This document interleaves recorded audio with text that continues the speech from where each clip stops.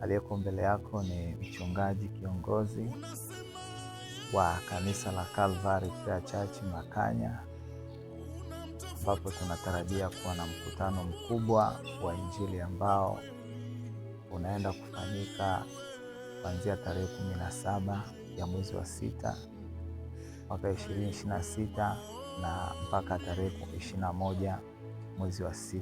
Leo utaanza Jumatano mpaka Jumapili, kila siku majira ya saa 9 alasiri ndipo mkutano wetu unaanza.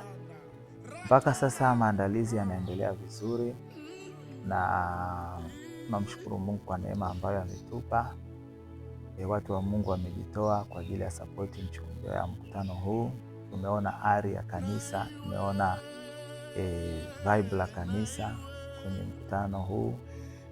Kwa hiyo tunamshukuru Mungu na tunaamini kwamba Mungu anaenda kutenda mambo makubwa katika mji wetu wa Makanya.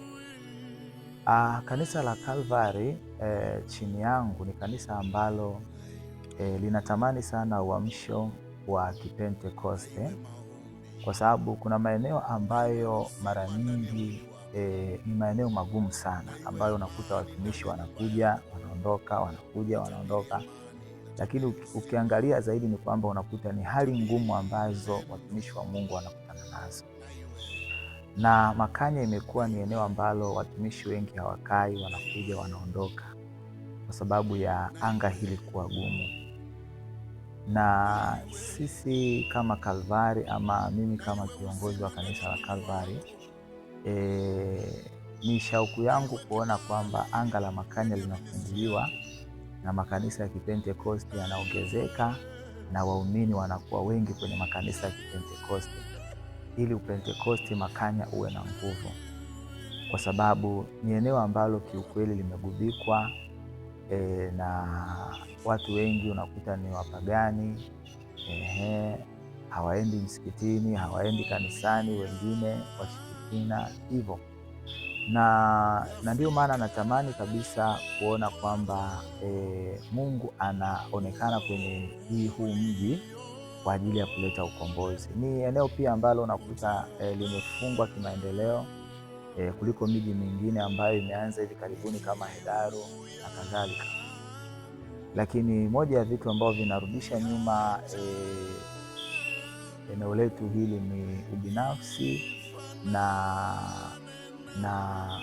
na ushirikina, yani ushirikina, fitina nyingi, hila nyingi. Kwa unakuta maendeleo kidogo yanakuwa dini. Hivyo pamoja na kwamba mimi ni mchungaji ambaye ninachunga kanisa, lakini bado maono yangu yako nje ya kanisa, kuombea viongozi wa mji wa Makanya wawe na maono kwa ajili ya kupanua maendeleo katika mji wetu wa Makanya. Nashukuru sasa hivi pana VETA nzuri ya kimataifa inajengwa, chuo cha VETA kizuri sana. Kwa hiyo nashukuru, na ni moja ya maombi yetu kwamba vitu kama hivi vifanyike hapa Makanya. Nashukuru kuna mashule sasa hivi yanafunguliwa.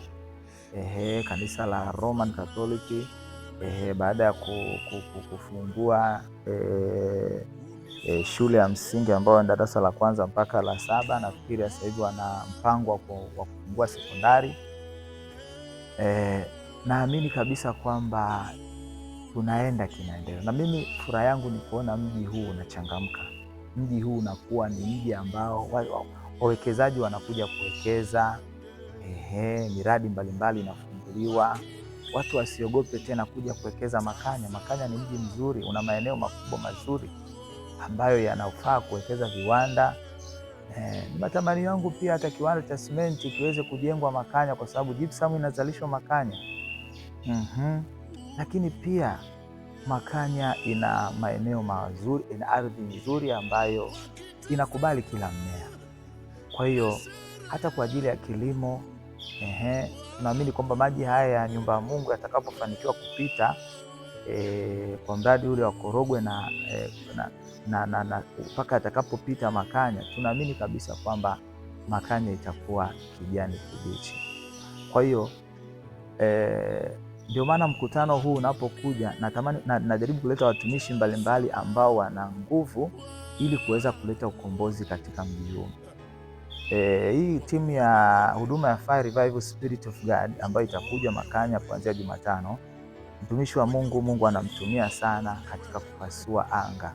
Kwa naamini pamoja na kwamba sisi kanisani tutapata neema hiyo, lakini na mji pia wa Makanya utapata ukombozi, kwa sababu tutaona miujiza itakayofanyika katikati ya mji wa Makanya.